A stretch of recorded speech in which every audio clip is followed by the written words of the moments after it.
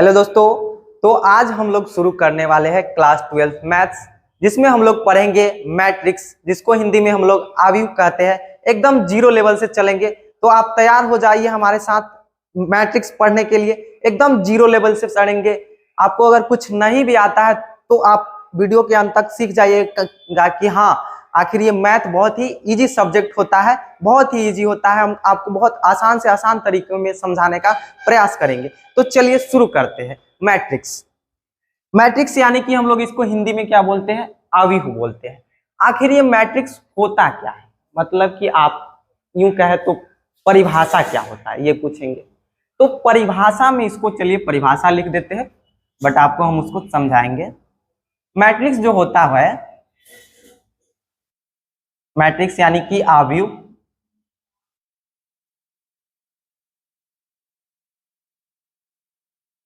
संख्याओं या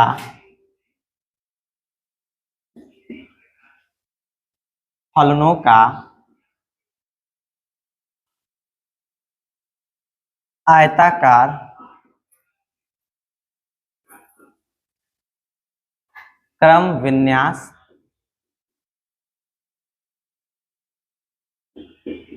होता है। अब देखिए परिभाषा क्या कह रहा है कि आव्यूह यानी कि जिसको हम लोग मैट्रिक्स बोल रहे हैं, संख्याओं या फलनों का आयताकार क्रम विन्यास होता है। आखिर कैसा होता है? अब आयताकार इसमें शब्द आया, सबसे पहले तो आया कि संख्या। अब आप संख्या में पढ़े होंगे, प्राकृत संख्या स्टार्ट किए होंगे, पूर्ण संख्या, पूर्णांक, परिमेय, अपरिमेय, ये सब आप पढ़े होंगे। संख्या में आप फिर उस सब को मिला के आप वास्तविक संख्या बोल दीजिए। परिमेय और अपरिमेय जितना है सब वास्तविक संख्या है। तो संख्या में जितना भी है संख्या वो सब आ जाएगा। अब फलन, फलन को हम लोग इंग्लिश में फंक्शंस बोलते हैं, फंक्शन।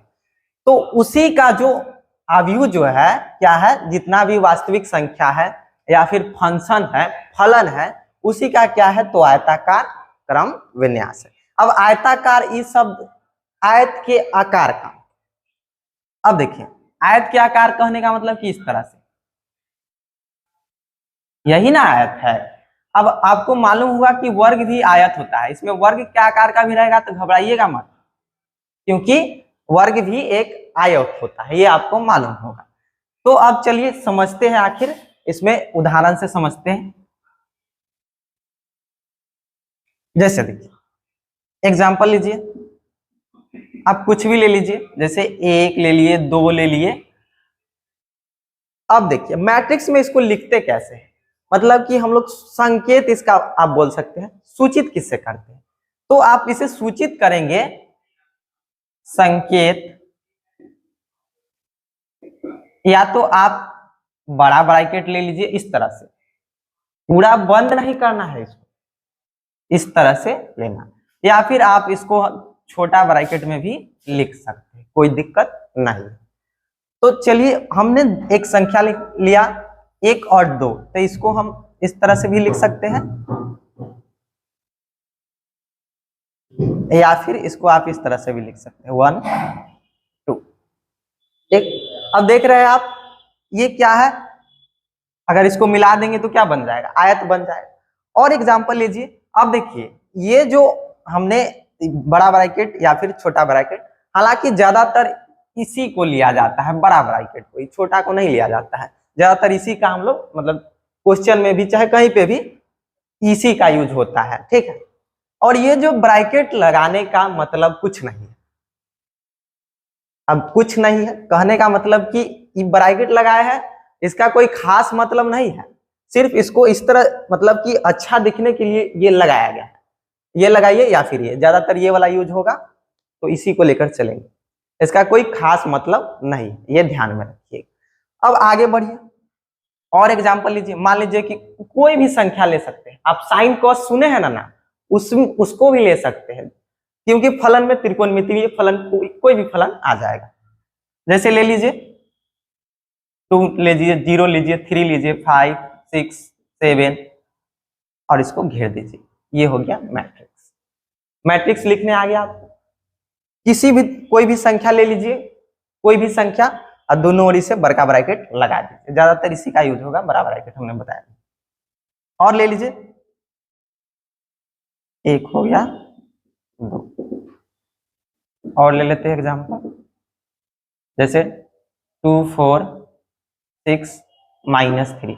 अब देखिए माइनस प्लस कुछ लगा सकते हैं, कोई दिक्कत नहीं है, माइनस प्लस कोई भी संख्या ले सकते हैं। ये इसका लिखने का तरीका हो गया कि लिखिए दोनों ओर से ब्रैकेट, मतलब कि बड़ा ब्रैकेट से घेर दीजिए इसको, ये मैट्रिक्स लिखने का तरीका हो गया। ठीक है, अब देखिए ये जो हमने इसमें लिखा है, ये जो संख्या लिखा है 2 0 3 5 6 7, इसको हम लोग अवयव बोलते हैं, आव्यूह के अवयव, elements of matrix. Matrix English हो गया, इंग्लिश, यानी कि इसके जो अंदर में जो ये आपको संख्या दिख रहा है इसको अवयव बोलते हैं, इंग्लिश में बोले तो एलिमेंट बोलते हैं, एलिमेंट्स बहुत सारे हैं। ठीक, इसके अंदर वाला को क्या बोलेंगे, अवयव बोलेंगे, समझ गए। जो मैट्रिक्स में है जो भी संख्या हो, जो भी हो, उसको हम आव्यूह के अवयव बोलेंगे, एलिमेंट्स ऑफ मैट्रिक्स, इंग्लिश में एलिमेंट्स बोलेंगे। ठीक है, अब आगे चलते हैं कि आव्यूह की कोटि क्या होता है, ऑर्डर, इंग्लिश में उसको ऑर्डर बोलते हैं। तो इसको मिटाना पड़ेगा, थोड़ा सा मिटा देते हैं।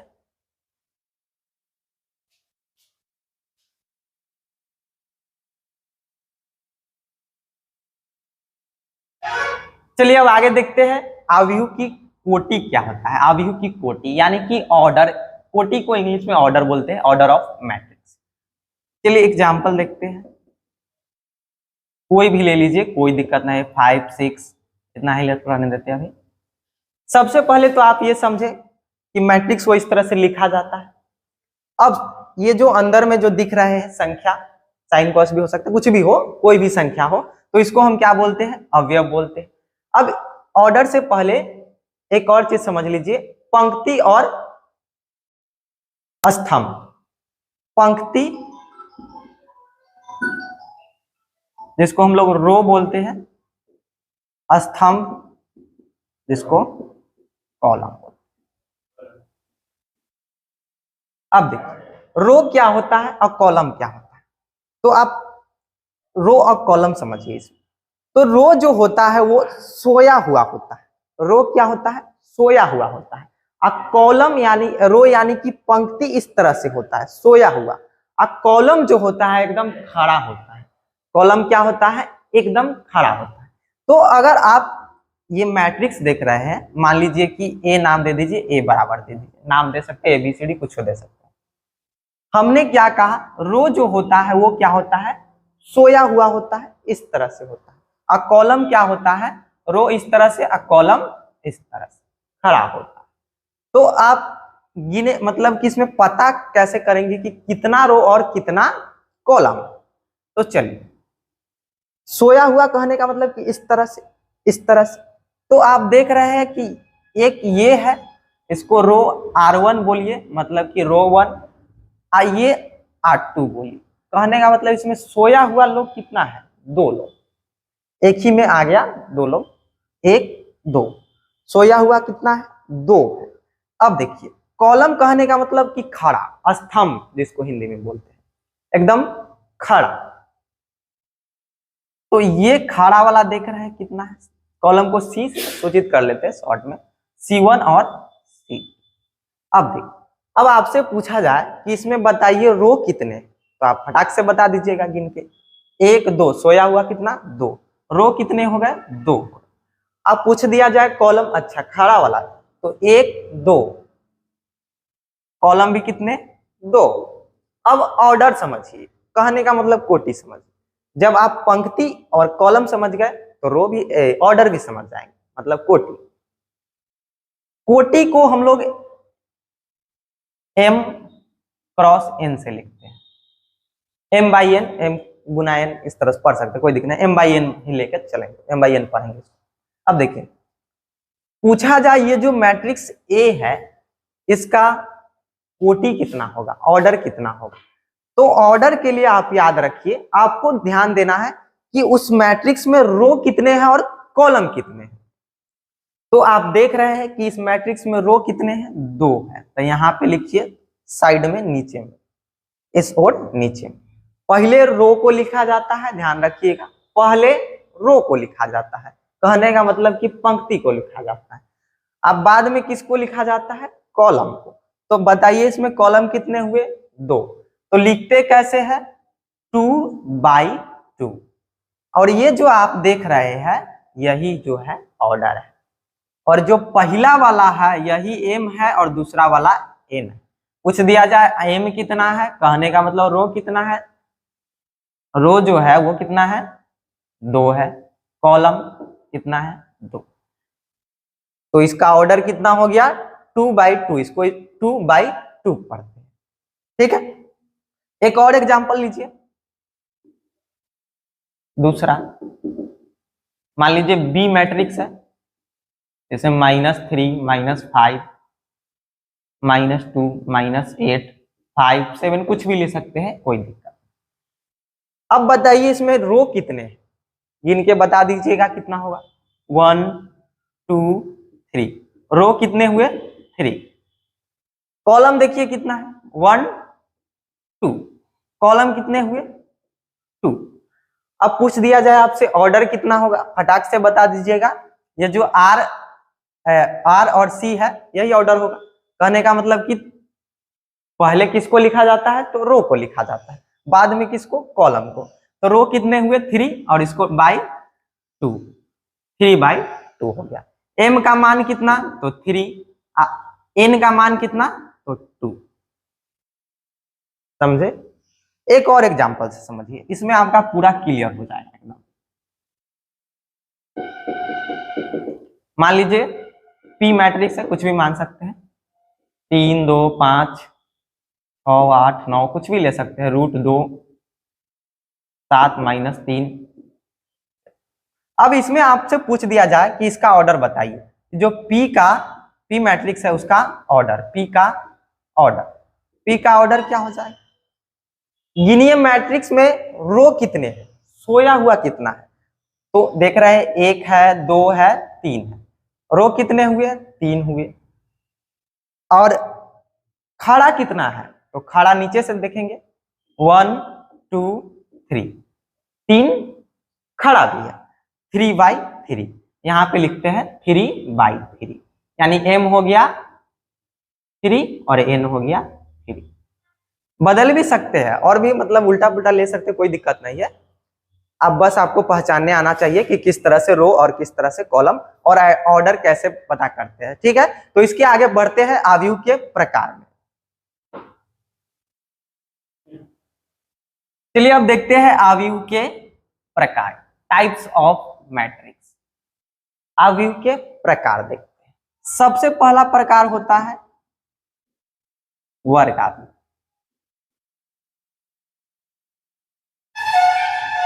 वर्ग आव्यूह यानी कि स्क्वायर मैट्रिक्स। अब वर्ग आव्यूह में समझिएगा कि क्या होता है। वर्ग आव्यूह में जो होता है वो क्या होता है कि पंक्ति और स्तंभ, कहने का मतलब रो और कॉलम दोनों की संख्या समान हो। पंक्ति और स्तंभ दोनों की संख्या समान हो। इसको एग्जांपल से समझिए। पहले तो इसका परिभाषा लिख लीजिए कि वर्ग आव्यूह किसे कहेंगे? वह आव्यूह जिसमें पंक्ति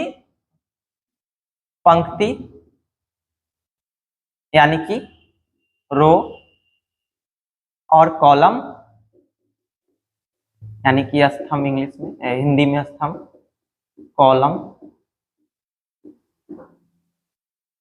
की संख्या समान।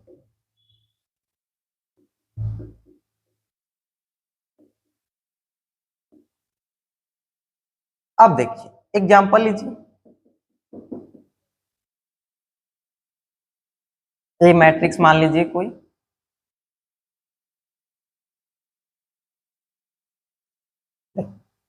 ऑर्डर पहचानने आपको आ गया, मतलब कि पता करने आ गया कि कितना बाई कितना का ऑर्डर होगा, मतलब रो कितने होंगे, कॉलम कितने होंगे। तो इसमें देखकर बताइए कि रो और कॉलम कितने होंगे। तो रो कितने हो जाएंगे? 1 2। तो यहाँ पे लिख दीजिए, पहले रो को लिखा जाता है मालूम है। कॉलम गिनिए कितना है? 1 2। इसको R1 R2 लिख सकते हैं, C1 C, 2/2। इसी को ना पंक्ति रो बोलते हैं और इसको स्तंभ। अब देख रहे हैं कि इसमें रो और कॉलम दोनों क्या है, समान। तो ये जो मैट्रिक्स है वो क्या हो जाएगा, वर्गाव्यूह हो जाएगा, स्क्वायर मैट्रिक्स। इसमें सिर्फ इतना याद रखिए, अगर इसको m लेते हैं इसको n, तो क्या हो जाएगा, m बराबर n बराबर टू ही हो। मतलब कि कोटि अगर मान लेते हैं m क्रॉस n की, तो दोनों क्या होंगे, बराबर होंगे। ठीक, अब देखिए एक और एग्जांपल लेते हैं।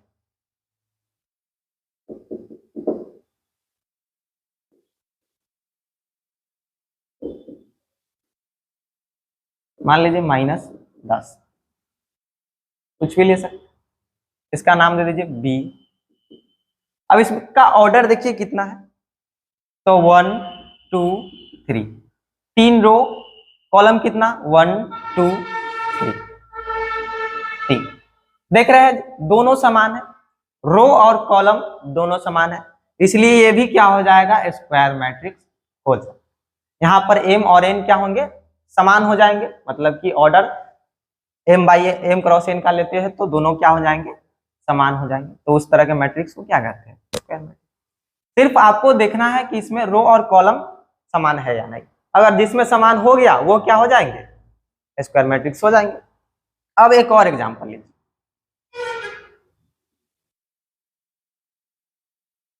मान लीजिए कि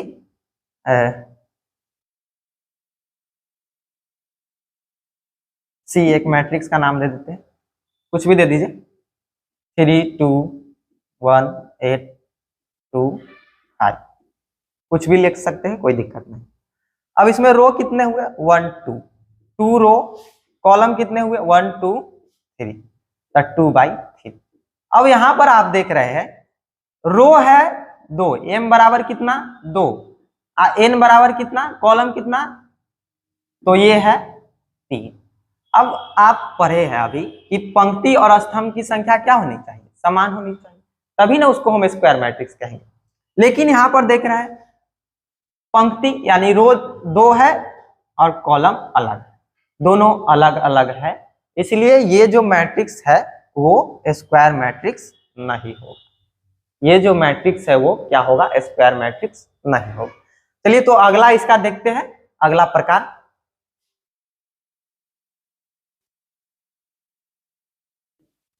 चलिए दूसरा प्रकार देखते हैं, क्षैतिज आव्यूह, जो है क्षैतिज आव्यूह, जिसको हम लोग हॉरिजॉन्टल मैट्रिक्स बोलते हैं। क्षैतिज आव्यूह यानी कि हॉरिजॉन्टल मैट्रिक्स। अब इसमें समझिए, इसमें मान लीजिए कि कोई मैट्रिक्स ए है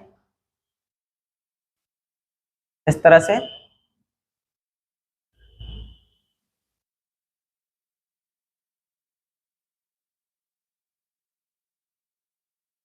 और इसका जो ऑर्डर मान के चलिए, मान लेते हैं कि ए है और ऑर्डर क्या हम लेते हैं, m क्रॉस n, m/n लेते हैं। अब इसमें आप बताइए कि रो कितने हैं और कॉलम कितने हैं। रो कितने हैं, तो देख रहे हैं कि सोया हुआ 1 2 2 हो गया। कॉलम कितने हुए, खड़ा 1 2 और 3।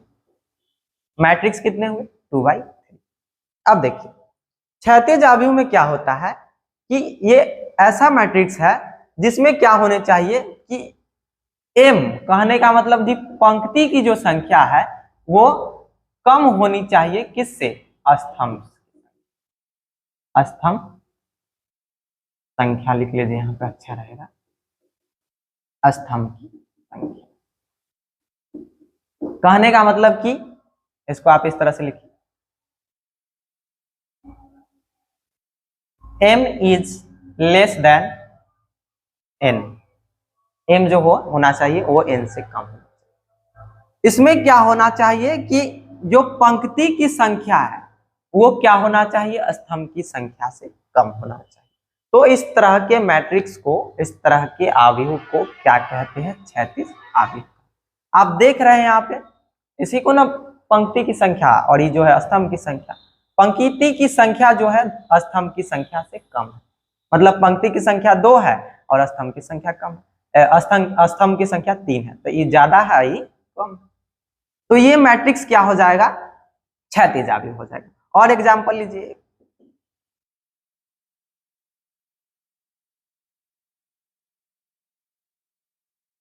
चलिए क्या बोल लीजिए, कोई दिक्कत नहीं है।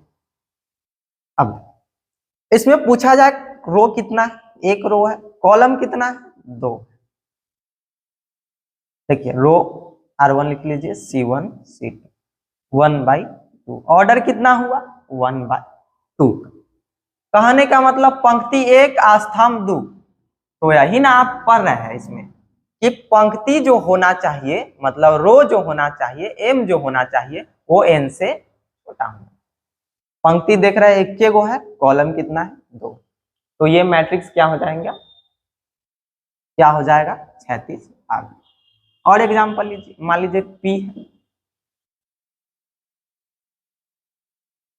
3 4।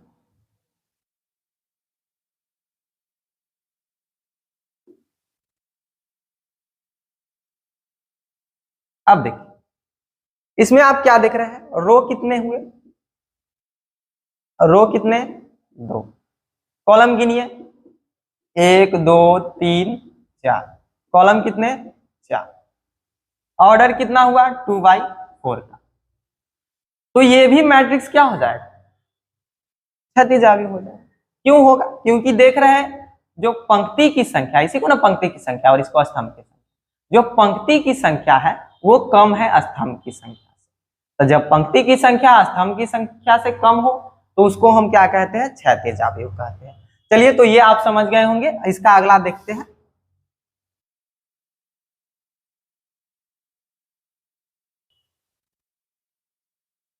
तीसरा प्रकार है उदग्र अवयव, जिसको इंग्लिश में वर्टिकल मैट्रिक्स बोलते हैं।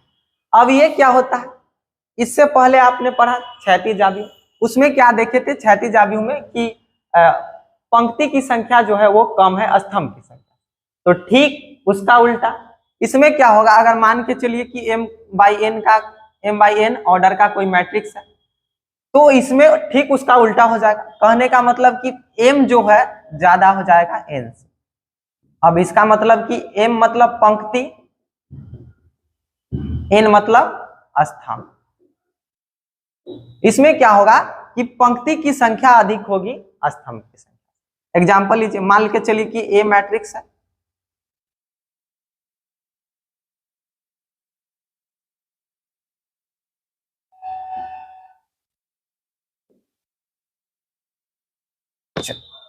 अब देखिए इसमें क्या होगा कि पंक्ति की संख्या स्तंभ की संख्या से अधिक होगी। इस एग्जांपल में इसमें रो कितने हैं, 1 2 3। कॉलम कितने हैं, 1 2।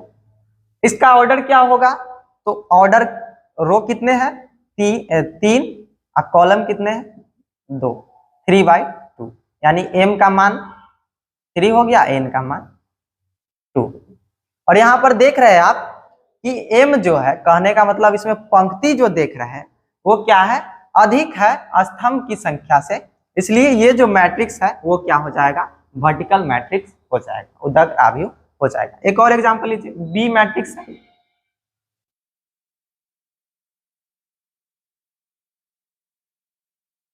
इसी तरह से इसमें रो कितने, 1 2। कॉलम कितने, 1। ऑर्डर कितना हो जाएगा, रो 2 और कॉलम 2/1, यानी कि m हो जाएगा 2, n हो जाएगा 1। अब देख रहे हैं कि जो यहाँ पे m है, m यानी कि पंक्ति की जो संख्या है वो स्तंभ की संख्या से अधिक है, इसलिए ये भी मैट्रिक्स क्या हो जाएगा, उदग्र अवयव यानी कि वर्टिकल मैट्रिक्स हो जाएगा। सिर्फ आपको इसमें याद रखना है कि इसमें पंक्ति जो होता है वो ज्यादा होता है स्तंभ की। ठीक है, तो अब आगे देखते हैं, इसके आगे जो प्रकार है उसको देखते हैं। ये तीसरा है, तीसरा। चलिए पंक्ति अवयव क्या होता है ये समझिए। पंक्ति अवयव में क्या होता है, बहुत आसान है। पंक्ति अवयव में जो पंक्ति होता है, पंक्ति की संख्या 1 हमेशा यानी कि जिस आव्यूह में रो एक मिल गया, पंक्ति मतलब रो मैट्रिक्स इसको बोले, एक है, उस मैट्रिक्स को पंक्ति आव्यूह कहते हैं, रो मैट्रिक्स। जैसे मान लीजिए ए मैट्रिक्स 2 3 -2 1 0, आप इसमें कॉलम कितना भी दे दीजिए, बस रो कितना होना चाहिए, एक होना। तो इसको हम क्या कहेंगे, रो देख रहे हैं क्या है, कितना है, आर। यानी कि अगर मान के चलिए m क्रॉस m/n का है, m क्रॉस n या m/n, तो m का मान 1 होना चाहिए, n का कुछ भी हो कोई दिक्कत नहीं है। 1 हो गया यानी कि ये जो मैट्रिक्स होगा वो क्या हो जाएगा, पंक्ति आव्यूह हो जाएगा। एक और एग्जांपल ले लीजिए, बी मैट्रिक्स मान लीजिए, इसमें 2 -2 7 0 9 8 कुछ भी दे दीजिए, कोई दिक्कत नहीं है, बस रो कितना होना चाहिए, 1 के होना चाहिए, m बराबर 1 होना चाहिए, n बराबर कुछ भी हो कोई दिक्कत नहीं। यानी कि इसमें आप ये समझे कि जो एगो पंक्ति वाला आव्यूह होगा उसी को हम क्या कहेंगे, पंक्ति आव्यूह कहेंगे। अब पांचवा प्रकार देखते हैं। पांचवा प्रकार होता है स्तंभ आव्यूह।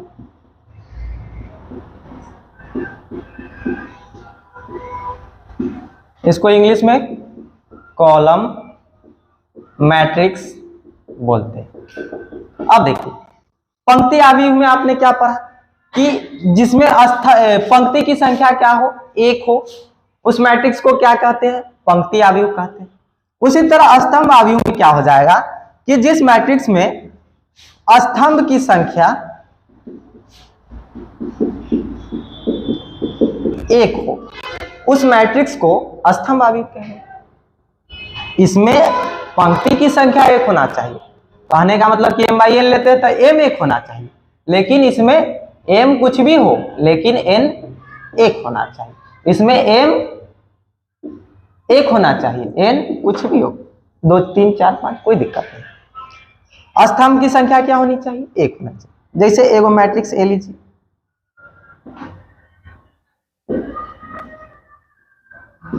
रो कितना भी हो, रो 4 है कोई दिक्कत नहीं है, बस आपको सिर्फ अगर एक कॉलम मिल गया C1 यानी कि m/n का लेते हैं, तो इसमें n का मान कितना होना चाहिए, 1, m कितना भी हो चलेगा। अगर एक मिल रहा है तो हम इस मैट्रिक्स को क्या कहेंगे, स्तंभ आव्यूह कहेंगे। और ले लीजिए, एक और ले लीजिए एग्जांपल, 8 0 कुछ भी दे दीजिए, रो कितना भी हो कोई दिक्कत नहीं है, लेकिन कॉलम 1 होना चाहिए। देख रहे हैं इसमें कॉलम कितने हैं, 1 है। अगर कॉलम 1 हो जाए तो उस मैट्रिक्स को क्या कहते हैं, स्तंभ आव्यूह कहते हैं। अब एक और प्रकार देखते हैं, शून्य आव्यूह देखते हैं। ये समझ गए होंगे, शून्य आव्यूह।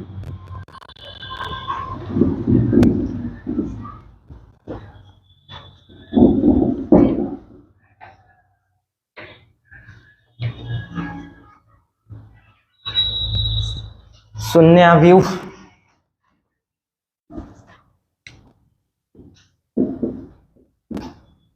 छठा हो जाएगा, 0 मैट्रिक्स।